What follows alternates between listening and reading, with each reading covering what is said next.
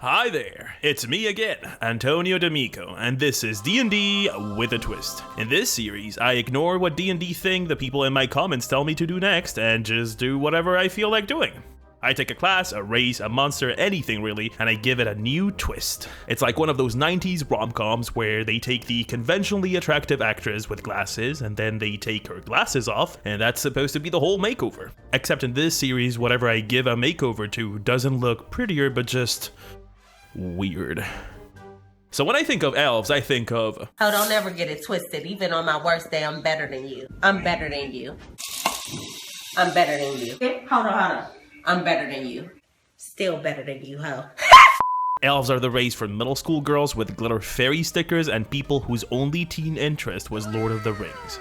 The exact origin of elves, or Telkasir if you're annoying and have too much free time, is not 100% sure. Some say that elves came from the famous Eladrin of legend, which are just elves that love to cosplay Poison Ivy. Some say that elves originated in the war between Corlin and Grush, where Corlin spilled some of their divine blood and elves sprouted from it, like a weird fungal growth with a superiority complex. Some say that elves came from the North Pole, where they lived with Santa and made fun toys for the children of the world. Scholars remain divided. Whatever it is, it's pretty accepted that elves came from the Feywild, and are therefore at least part Fey.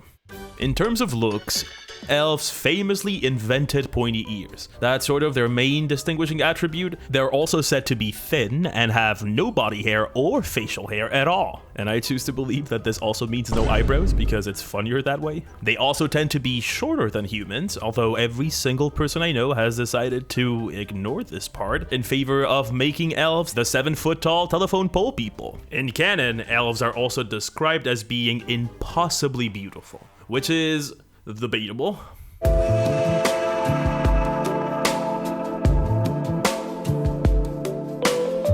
Culturally, elves are a mess. There have been huge elven empires, and they still have kings and nobles, but they are also defined by loving freedom and having very loose government structures. So they are hippies, but they are also Marie Antoinette? Okay. Anyway, a thing that has stayed very consistent is the elves' love of xenophobia. Elves are extremely isolationist. They like to keep to themselves, which is a nice way of saying they don't let other people in. It seems like regardless of the brand of elves, the only other race they get along with are gnomes, which makes sense, seeing as gnomes are just small elves. It seems like the further the elves move from their Fey origins, the more they change. Some elves live in great elven cities and are mean to other races. Some live in wild forests and are mean to other races. Some live underground and are mean to other races. There are many different kinds of elves, but they're all united in being awful. What do you mean I'm biased? First of all, how dare you? Let's take a closer look into these sub-races. Oh, and before we get into it, a little disclaimer, there are like 1,000 of these in the entire D&D canon, so for the sake of brevity, I'm just gonna go do some of them. Sorry in advance to all the fans of the Arby's elves and the Juggalo elves, and whatever other elves I don't talk about. Sorry, you will have to live with it. Okay, let's go!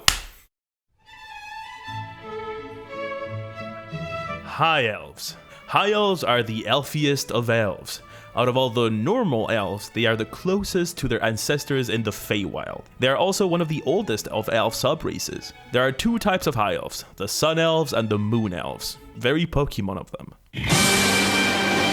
Sun elves are extra snooty and tend to live in impossibly big and magically advanced cities that are really isolationist. They take the most charming trait of elves, their superiority complex, and bring it up a notch, believing themselves to be better than not just every other race, but better than other elves as well. On account of them being one of the only elven cultures with any sort of perceived flaw, they're probably the most fun elves to put in your campaign. Most Tolkien elves fall somewhere around D&D Sun elves. Moon elves, on the other hand, are much nicer and kinder and more boring. They are nomadic, interact with other races and other elves much more often, and are just nice, I guess.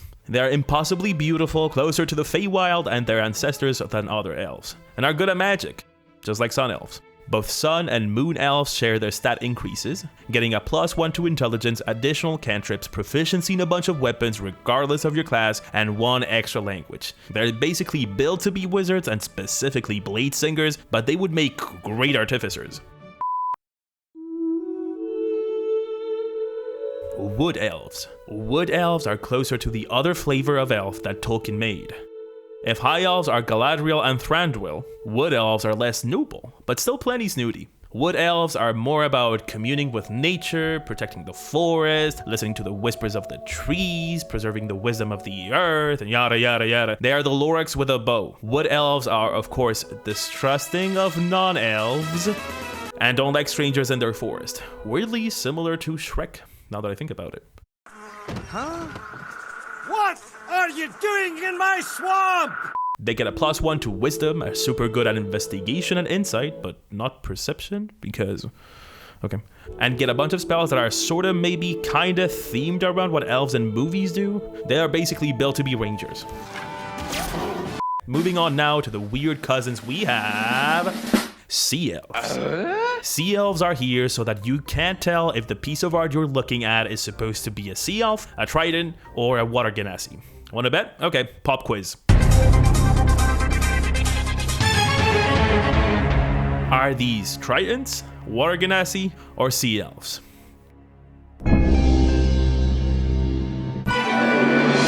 Trick question, it's all of them. Apparently, elves work under the same rules as Eevee, because sea elves just happened when some elves decided it'd be better to live under the sea. Under the sea. Under the sea. Anyway, regarding their culture, they say it with me now. Live in isolationist communities and are wary of strangers. You got it. There you go. When making a sea elf, you get a booster constitution, a bunch of sea-themed weapon proficiencies that you will never use, a swim speed which is entirely dependent on your DM doing anything with underwater combat, and are just as useful as Aquaman because you can talk to fishies. I'm sure you can find a use for that. Trapped within the solid ice block, Aquaman issues a telepathic command to his loyal fish.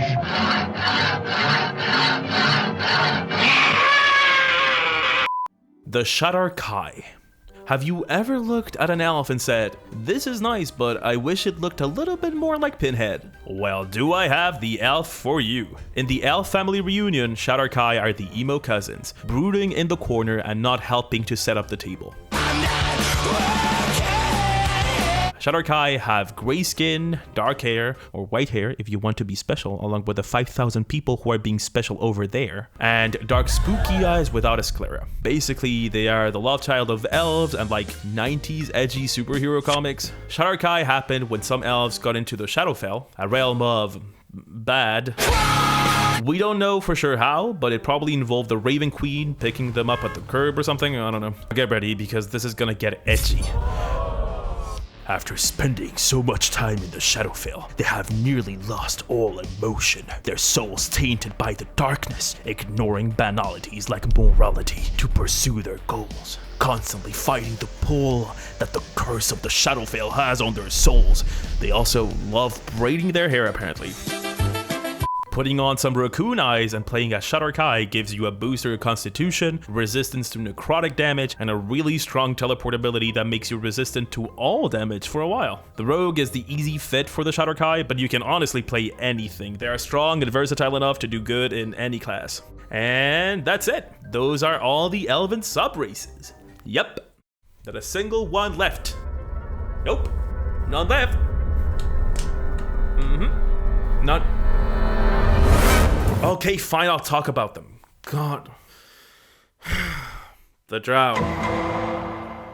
So the Drow are interesting. God, where do we even start with this? The Drow are one of the staples of D&D, and they're up there with Mind Flayers and Beholders as D&D villains go. According to lore, there was this huge war between the good elves and the bad elves, where the good elves won and drove all the bad elves underground.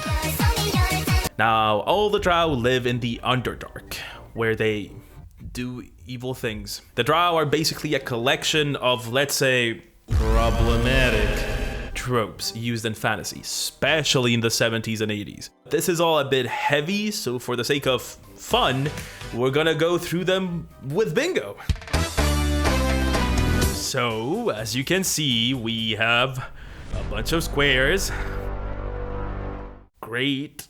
So Drow are dark-skinned elves who are evil by nature, who worship an evil spider goddess. Their society is matriarchal, where women rule over men and mistreat them and use them for their own selfish goals. When the Drow are not conspiring and destroying each other, they are capturing people of other races to be their slaves. Oh, it's rough. So let's get some things straight. Fantasy races are not created in a vacuum. We cannot divorce fantasy races from a real world context. As Lindsay Ellis said in her video on Bright, and on some levels this is kind of inescapable because it's basically impossible to create fantasy races that aren't at least a little bit derived from the author's perception of human cultures. Humans have a natural in-group, out-group mentality, and we've divvied ourselves up into lots and lots of groups.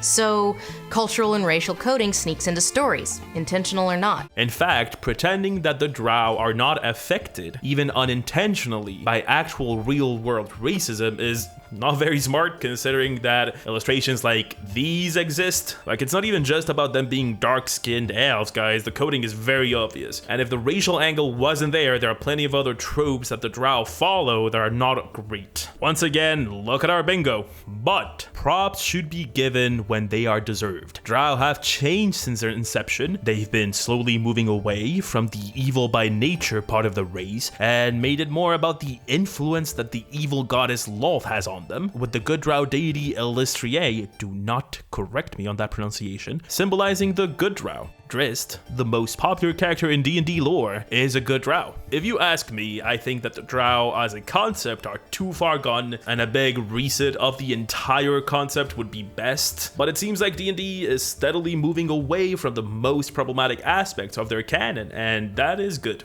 Yay. Okay, I think that's it. That's the Drow. Let's now have a moment of silence for the comment section in this video.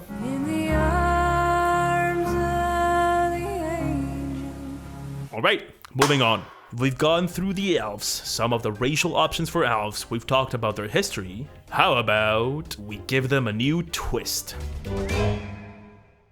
So you want to play an elf. Oh, it's so cute! Oh no! Oh, it's so cute! Okay, I know it was extremely hard to guess because I did such a good job at being impartial, but get ready for yet another hot take. I don't like elves. What the fuck? I don't. Elves are boring to me. My brain wants elven culture to be this xenophobic culture that looks down on everyone else because at least that would make them interesting. But that's not in the text. The text only says that the Sun Elf culture believes themselves to be superior. You think your life is worth more than theirs? Other elves in general are just the prettiest, most magical, most best people that don't want to talk to you, you silly baka. And to me, that's boring. Some of y'all about to be real mad at me, but it must be said. Death to all of them. It's just as boring as having a fantasy race that is evil by nature. And it's also kind of weird to make this ubermenschy fantasy race that is objectively beautiful and more intelligent. And you know, most of their depictions have them blonde and blue-eyed. Just the implications of that are not great, just say it. Hottest of takes here. For me, elves work better when they are not a playable race, but rather part of the lore and history of your world. If you've read, watched, or consumed any fiction, sci-fi or fantasy, you know what I'm talking about. I'm talking about things like the Preservers in Star Trek, the Ancients in Stargate, and or the Protheans in Mass Effect. This concept of an ancient civilization that was super technologically and or magically advanced and disappeared, leaving behind impressive and unknowable ruins and cool magical artifacts that you can give to your players as some sort of overpowered doggy treat when they do a good job. Who's a good player? Who's a good player? You are. Yeah, you are. You are the glowy sword. The fact that these cultures are not around anymore allows them to be this sort of idealized, impossibly good people that did great things because we don't meet them and only know them from their legends and their ruins. As a matter of fact, when we do meet them in these stories, they often stop being these perfect cultures and we learn about their crimes they committed and how they were very much not perfect. And get this doesn't even mean you don't get to have elves, but the elves that are left get to be interesting and are actual people with actual flaws and not a Mary Sue race that is naturally perfect and intelligent and beautiful. Let's look at the example of Dragon Age. Dragon Age is a good example because in Dragon Age, the ancient civilization that did incredible things were elves. But living elves still exist in the setting in a very different way. In Dragon Age, ancient elves were incredibly powerful. They could all do magic, they were immortal, they were impossibly beautiful and knowledgeable and perfect, and then they disappeared and died for reasons. The living elves now have forgotten their language and cling to the few words and pieces of their ancient culture. They have lost their immortality, only some of them can do magic, and they are treated as second-class citizens by the other nations of Thedas for religious reasons. How the turntables. The living elves in Dragon Age are so much more interesting because they are not these impossibly perfect people. And ancient elves get to be this impossibly perfect culture that we get to discover through ruins and artifacts. It's awesome. So if you were to do this in your D&D campaign, make elves this sort of ancient civilization that disappeared and left only ruins and magic behind, who would be the playable race? I said before that the Sun Elves are the most interesting elves to me because they are flawed. What if we tried that? Wouldn't it be cool to have these elves that lost their connection with the Feywild? Once the majority of elves left, they could be the descendants of those that didn't manage to leave to the Feywild and have no longer that intrinsic bond with the natural world. Staying behind and having that connection severed changed them. Culturally and physically, their culture is this sort of gothic decadence of the remnants of a once great civilization that now is obsessed with a past that will never come back. Maybe the fact that they were basically orphaned from their culture has made them obsessed with tracing their ancestry, much like human nobles do. Their culture could be all about upholding their noble houses, their once great lineage. Maybe some of these elves are consumed by their past glory and look down on other races because they do believe themselves to be superior, while others maybe are proud of how much they have changed and evolved and have no desire to look back to what elves once were. I think that's much more interesting than perfect people that speak for the trees. Hell, if you don't like the idea of making elves as they currently are in D&D an ancient civilization that no longer exists, you could still use the Subrace. Maybe in your setting these are elves that have chosen to sever their ties with the Feywild willingly, seeing it as barbaric and uncivilized, and now live among other races, but are still obsessed with their status as elves. They could see themselves as nobility and aristocracy just because they are elves living among other races. A player character of this Subrace could be obsessed with restoring their family's honor after a slight, upholding the values of their noble line. Or maybe their parents put an impossible amount of pressure to continue their legacy as a child and now have fled their ancestral home to experience life as they see fit. There are many options. But I don't think this is something that some elf players will want because it sort of strips elves of that otherworldly quality to them. So what if we made another subrace that cranks that up to 11? What if we made elves that don't fall into the humans but better and more magical trap by playing into that specific otherworldly quality that elves have? Make them much less human, much more alien. What if we play more with the extra-planar aspect of elves, as they are technically that since they come from a different plane, the Feywild, maybe leaving the Feywild altered elves completely, physically. They became this sort of transient creature that is no longer tied to one plane. They are seen as this sort of alien being that does not feel like they really should exist in this plane. Elves could be these creatures between two planes of existence, blinking in and out of one plane to the other. They could be these otherworldly people that exist in the space between two realities, seeing into both and not belonging in either. They are both present and not there, like if smoke was a person. Well, guess what? I made them both. Yes, it is not a surprise anymore. This is literally the point of every single one of my videos. I call the first one Courtly Elves and the second one Aether Elves to stay within the sort of naming conventions that they have going on. You can find the 2 entire sub-races written and illustrated by me in the description of this video for free. So go out there, get those silicone pointy ears that don't match your skin tone, and get into your friend's basement to play some elves. Someone's got up. It's not gonna be me. And that's it. We did it! You're at the end of the video. Every time I run D&D, I have to do something with elves, or else I'll lose interest real soon, because I just don't like their whole vibe. So I thought I would share. Of course, if you're an elf stan, that's fine, you're valid, and I hope you like my 2 takes on elves too. I think they bring something different to vanilla elves that could be used in many different settings. I'm still very new to this YouTube thing, so as always, sharing these videos helps a ton, as well as commenting and liking and subscribing. It really does help the video reach more people, so if you could do that, you'd be cool. You'd be super cool. You'd be a part of the cool kids. You can catch updates on videos and little sneak peeks and fun stuff on Twitter, so link in the description for that. I think that's it. I think we're done for the outro. Be good, don't go to bed too late, wash your sheets every 2 weeks at least, and yeah, okay, love you. Okay, bye-bye. Bye. Mwah.